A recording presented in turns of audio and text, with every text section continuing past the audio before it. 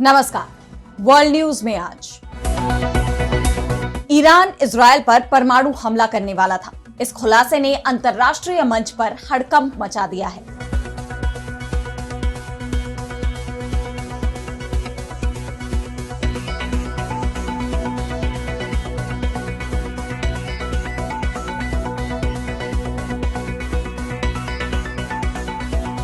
Israel और Iran के बीच तीखी बयानबाजी चल रही है। अमेरिका और इजरायल ईरान को झुकाने की कोशिश कर रहे हैं, लेकिन ईरान झुकने को तैयार नहीं है। वहीं संयुक्त राष्ट्र की परमाणु संस्था IAEA के साथ सहयोग को लेकर भी ईरान ने अपना रुख साफ कर दिया है, जिसके बाद इस क्षेत्र में तनाव बढ़ता नजर आ रहा है। तो ईरान की इजरायल के खिलाफ परमाणु बम के इस्तेमाल की तैयारी, इस पर हम करेंगे विस्तार से चर्चा। लेकिन आइए जरा उन खबरों को भी देख लें जिन पर आगे होगी बात। UNSC की बैठक में हिंदुस्तान को घेरने की कोशिश में पाकिस्तान बिना कश्मीर का नाम लिए करवाएगा खुली बहस। कश्मीर को लेकर दोनों देशों के बीच विवाद। रूस की अमेरिका, साउथ कोरिया और जापान को चेतावनी, उत्तर कोरिया या रूस के खिलाफ सैन्य गठबंधन बनाने की न सोचे ये देश।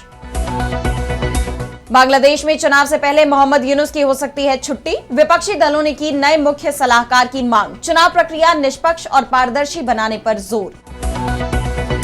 और चलते चलते में देखेंगे, धरती भेज रही है एलियंस को सिग्नल, 200 लाइट ईयर दूर तक पहुंच चुका मैसेज। इन सभी खबरों पर हम विस्तार से करेंगे बात, लेकिन पहले एक नजर हेडलाइंस पर। एप्स्टीन फाइल्स पर राष्ट्रपति ट्रंप का बड़ा आरोप, ओबामा, बाइडेन और हिलेरी को घसीटा, कहा सबने मिलकर रची साजिश।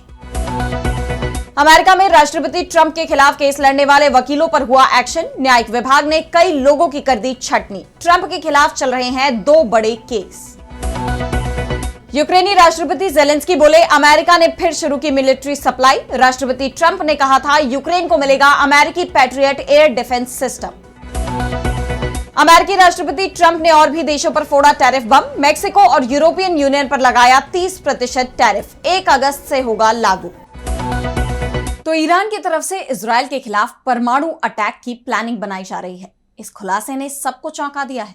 अभी तक तो इजरायल और अमेरिका की तरफ से ये दावे किए जा रहे थे कि ईरान परमाणु बम बनाने के बहुत करीब पहुंच चुका है। ईरान को रोकने के लिए ही इजरायल ने 13 जून को हमला बोला था, जिसके बाद दोनों देशों में जंग छिड़ गई। और अब इजरायल के प्रधानमंत्री बिन्यामिन नेतन्याहू ये कह रहे हैं कि ईरान परमाणु बम बनाकर उनके देश के ऊपर हमला करने की तैयारी में था। नेतन्याहू ने कहा कि ईरान परमाणु बम बनाकर उनके देश के ऊपर हमला करने की तैयारी में जुटा हुआ था। उसकी यह तैयारी हिजबुल्लाह के पतन के बाद ही शुरू हो गई थी। ईरानी इस्लामिक रिवॉल्यूशनरी गार्ड कोर यानी IRGC संवर्धित किए गए यूरेनियम से एटम बम बनाने में जुट गई थी। हमने इसे देखा। हमने कहा था कि 1 साल के भीतर उनके पास परमाणु बम होगा और वे इसका इस्तेमाल करेंगे। दूसरी परमाणु शक्तियों के विपरीत वे हकीकत में इसका इस्तेमाल करेंगे और हमें मिटा देंगे। नेतन्याहू के इस बयान से साफ है कि ईरान को लेकर वो कितने डरे हुए हैं और शायद इसी डर को दूर करने के लिए नेतन्याहू ईरान पर फिर से हमले की धमकी दे रहे हैं, ईरान पर दबाव बनाने की कोशिश कर रहे हैं। लेकिन उनकी धमकी का कोई असर पड़ता नहीं दिखाई दे रहा, क्योंकि ईरान ने साफ कर दिया है कि अगर उस पर हमला हुआ तो पलटवार जरूर करेगा। खामेनेई के तेवर भी बेहद सख्त बने हुए हैं। इस बीच ईरान की तरफ से संयुक्त राष्ट्र की परमाणु निगरानी संस्था यानी IAEA को लेकर भी बयान सामने आया है। ईरानी विदेश मंत्री अब्बास अराक्ची ने अपनी संसद के प्रतिबंधों के बावजूद संयुक्त राष्ट्र परमाणु निगरानी संस्था के साथ सहयोग करने का संकेत दिया है। हालांकि उन्होंने इस बात पर भी जोर दिया कि अब बमबारी का सामना करने वाले उसके परमाणु स्थलों तक पहुंचने में गंभीर सुरक्षा संबंधी समस्याएं पैदा होंगी। अराक्ची ने कहा कि ईरान का परमाणु निगरानी संस्था IAEA के साथ सहयोग रुका नहीं है, लेकिन ये एक नया रूप लेगा और सर्वोच्च राष्ट्रीय सुरक्षा परिषद के माध्यम से निर्देशित और प्रबंधित किया जाएगा। अराक्ची ने कहा कि ईरान संयुक्त राष्ट्र परमाणु निगरानी संस्था के साथ सहयोग जारी रख सकता है, लेकिन बमबारी वाले परमाणु स्थलों तक पहुंच IAEA टीम की सुरक्षा के लिए खतरा पैदा कर सकती है। इन स्थलों पर रेडियोधर्मी सामग्री फैलने और बिना फटे गोला बारूद के विस्फोट का खतरा है। ऐसे में IAEA के निरीक्षकों के परमाणु स्थलों तक पहुंचने में उनकी सुरक्षा दोनों का ध्यान रखना होगा। आपको बता दें कि 12 दिनों की इस हालिया जंग में अपने परमाणु ठिकानों पर हमले के बाद ईरान ने संसद से प्रस्ताव पारित कर IAEA से संबंध तोड़ दिए थे। और अब दोबारा संबंध स्थापित करने के लिए उसका कहना है कि पहले परमाणु ठिकानों की सुरक्षा की गारंटी देनी होगी, तभी ये संबंध बहाल होंगे। और अब बढ़ते हैं अगली खबर की तरफ, जहां हम बात करेंगे कश्मीर पर पाकिस्तान की बड़ी साजिश की। तो इस महीने की शुरुआत में पाकिस्तान संयुक्त राष्ट्र सुरक्षा परिषद का अध्यक्ष बना और तभी से इस बात की आशंका जताई जा रही थी कि वो हिंदुस्तान के खिलाफ कोई ना कोई साजिश जरूर करेगा।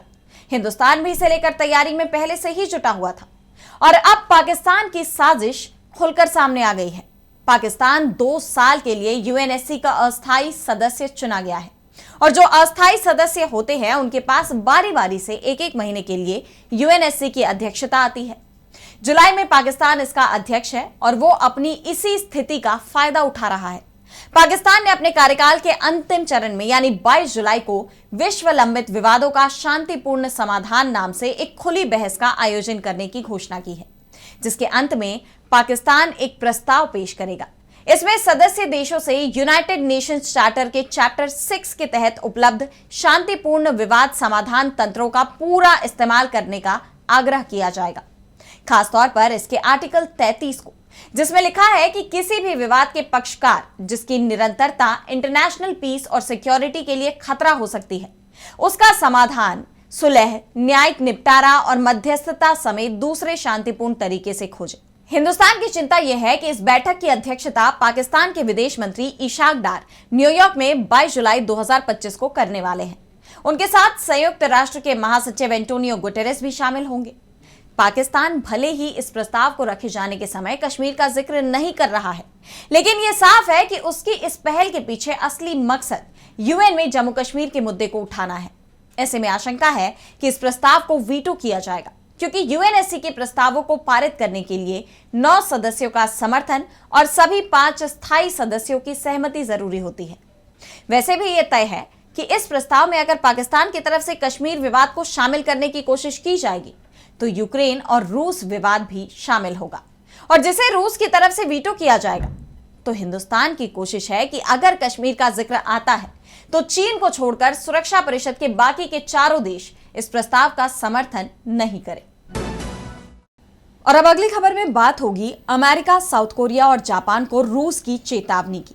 तो यूक्रेन के साथ जंग को लेकर रूस और अमेरिका के बीच टकराव के हालात बन गए हैं। अमेरिकी राष्ट्रपति डोनाल्ड ट्रंप लगातार इस जंग को खत्म करने की बात कह रहे हैं, लेकिन दूसरी तरफ यूक्रेन को हथियारों की सप्लाई भी बढ़ा रहे हैं। वहीं रूस का कहना है कि अगर युद्ध विराम होगा तो रूस की ही शर्तों पर होगा। ऐसे में अमेरिका और रूस के बीच तल्खियां देखी जा रही हैं। हाल ही में रूसी राष्ट्रपति व्लादिमीर पुतिन से अमेरिकी राष्ट्रपति डोनाल्ड ट्रंप ने बात भी की, लेकिन उन्हें निराशा ही हाथ लगी, जिसके बाद से वो पुतिन पर भड़के हुए हैं। और अब रूस ने भी सीधे अमेरिका को चेतावनी दे दी है। सिर्फ अमेरिका ही नहीं, साउथ कोरिया और जापान को भी रूस की तरफ से चेताया गया है। रूस के विदेश मंत्री सर्गेई लावरोव ने अमेरिका, साउथ कोरिया और जापान को चेतावनी दी है कि वे नॉर्थ कोरिया को निशाना बनाकर कोई सिक्योरिटी अलायंस या कोई सैन्य गठबंधन न बनाए। दरअसल रूस यूक्रेन युद्ध को लेकर दुनिया 2 पक्षों में बटी हुई है। यूक्रेन को अमेरिका से मदद मिल रही है, तो रूस के समर्थन में यूक्रेन के खिलाफ उत्तर कोरिया के सैनिक भी मैदान में उतरने के दावे किए जाते हैं। उत्तर कोरिया और रूस के संबंध बीते कुछ वक्त में काफी मजबूत हुए हैं।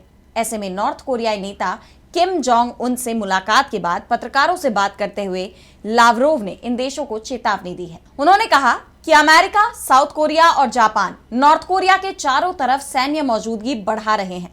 हम चेतावनी देते हैं कि इन रिश्तों का इस्तेमाल किसी के खिलाफ गठबंधन बनाने में न किया जाए, चाहे वो नॉर्थ कोरिया हो या रूस। दरअसल रूस और नॉर्थ कोरिया के बीच एक नई डिफेंस डील हुई है, जिसके तहत अगर किसी भी देश ने उत्तर कोरिया या फिर रूस पर हमला किया तो उसे दोनों देशों पर हमला माना जाएगा।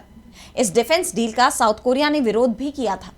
साउथ कोरिया, अमेरिका और अन्य देशों को डर है कि रूस नॉर्थ कोरिया को ऐसी संवेदनशील तकनीक दे सकता है जिससे उसके परमाणु और मिसाइल कार्यक्रमों को बढ़ावा मिल सकता है। ऐसे में वो उत्तर कोरिया के खिलाफ एकजुट नजर आ रहे हैं।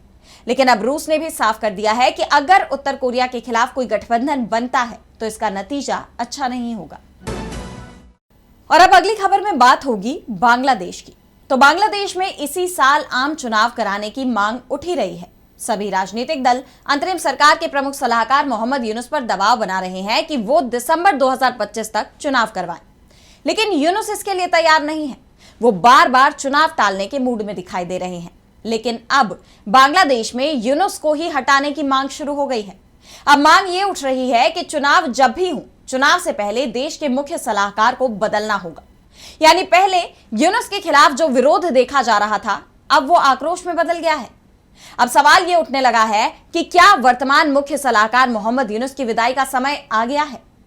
दरअसल देश के प्रमुख मीडिया हाउस समकाल की एक रिपोर्ट में बताया गया कि बांग्लादेश में चुनावों के दौरान किसी भी राजनीतिक दल को सत्ता में नहीं रहने दिया जाता, ताकि चुनाव की प्रक्रिया निष्पक्ष और पारदर्शी बनी रहे। इस उद्देश्य से एक कार्यवाहक सरकार गठित की जाती है जो चुनाव प्रक्रिया की निगरानी करती है। हालांकि पिछले कुछ सालों में इस परंपरा का पालन नहीं किया जा रहा है, खासकर प्रधानमंत्री शेख हसीना के शासनकाल के दौरान। और जिस तरह से चुनाव प्रक्रिया जारी रहने के बावजूद सत्तारूढ़ अवामी लीग सरकार में बनी रही, उसके बाद चुनाव की निष्पक्षता पर सवाल खड़े हुए। और मोहम्मद यूनुस जो बार बार चुनाव टाल रहे हैं, उनका कहना है कि उनकी प्राथमिकता सुधार है। वो देश की संस्थाओं में लोगों का विश्वास दोबारा स्थापित करना चाहते हैं। ऐसे में क्या वो इस प्रक्रिया को भी लागू करेंगे? क्या यूनुस चुनाव के दौरान नए सलाहकार की नियुक्ति को मंजूरी देंगे, यानी अपना पद छोड़ेंगे? वैसे तो ये मुमकिन नजर नहीं आ रहा। फिलहाल सरकार की ओर से आधिकारिक रूप से यूनुस को हटाने या किसी अन्य को नियुक्त करने की घोषणा भी नहीं की गई है। और वैसे भी यूनुस पर यह आरोप लग रहे हैं कि सत्ता में बने रहने के इरादे से ही वो चुनाव में देरी कर रहे हैं। इन हालात में अब जब कार्यवाहक सरकार ने यह साफ कर दिया कि अगले साल आम चुनाव कराए जाएंगे, तो एक बार फिर ये सवाल उठ रहे हैं कि मुख्य सलाहकार कौन होगा जो पूरे चुनावी दौर की जिम्मेदारी संभालेगा। राजनीतिक हलकों में ये एक बड़ा मुद्दा बन चुका है, खासकर विपक्षी दलों बीएनपी, जमाते इस्लामी और एनसीपी के लिए इन दलों ने सरकार को 2 वैकल्पिक प्रस्ताव भी सौंप दिए हैं, जिसमें नए मुख्य सलाहकार की नियुक्ति की मांग की गई है। इन हालात में बांग्लादेश की सियासत में जल्दी ही कुछ बड़ा होने के संकेत मिल रहे हैं। और अब चलते चलते में बात करेंगे हमारी धरती से एलियंस को भेजे जा रहे सिग्नल्स की। तो यूनाइटेड किंगडम के डरहम शहर में 2025 की नेशनल एस्ट्रोनॉमी मीटिंग में वैज्ञानिकों ने एक चौंकाने वाला खुलासा किया। बताया जा रहा है कि हमारे एयरपोर्ट्स पर इंस्टॉल किए गए रडार के सिग्नल्स 200 प्रकाश वर्ष दूर तक ट्रैवल कर रहे हैं। ये सिग्नल इतने शक्तिशाली हैं कि अगर कोई एलियन सभ्यता हमारी तरह रेडियो टेलीस्कोप का इस्तेमाल कर रही हो, तो वह आसानी से हमारी मौजूदगी का पता लगा सकती है। दरअसल हर दिन हर घंटे हवाई अड्डों के रडार विमानों को ट्रैक करने के लिए 2 × 10⁻15 वॉट की ताकत से रेडियो तरंगे भेजते हैं। ये तरंगे पृथ्वी की सीमाओं को तोड़कर अंतरिक्ष में फैल रही हैं, मानो धरती खुद बता रही हो कि वो यहां है। सैन्य रडार तो और भी खतरनाक है, जो 1 × 10⁻14 वॉट की केंद्रित ऊर्जा के साथ सिग्नल भेजते हैं। ये सिग्नल इतने साफ हैं कि कोई भी उन्नत सभ्यता इन्हें देखकर समझ जाएगी कि ये प्रकृति का खेल नहीं, बल्कि बुद्धिमान जीवों की तकनीक है। वैज्ञानिकों ने पास के तारों जैसे बर्नार्ड स्टार और AU माइक्रोस्कोपी पर नजर डाली और पाया कि हमारे सिग्नल वहां तक पहुंच सकते हैं। मैनचेस्टर यूनिवर्सिटी के वैज्ञानिक माइकल गैरेट ने चेतावनी देते हुए कहा कि हमारी तकनीक अनजाने में हमारा पता ब्रह्मांड में बिखेर रही है। अगर कोई एलियन हमें ढूंढ ले तो वो हमारी ताकत और कमजोरियों का अंदाजा लगा सकता है। अब सवाल यह है कि क्या हम अनजाने में किसी अनदेखी सभ्यता को न्योता दे रहे हैं? यह सवाल अब वैज्ञानिकों को बेचैन कर रहा है। शायद अब समय है कि हम अपने रेडियो सिग्नलों को नियंत्रित करें, वरना ऐसा ना हो कि ये सिग्नल्स हमें किसी अनजाने मेहमान से मिलवा दे। तो आज इस वर्ल्ड बुलेटिन में इतना ही। देश दुनिया की तमाम बड़ी खबरों के लिए देखते रहिए DB लाइव और मुझे दीजिए इजाजत। नमस्कार।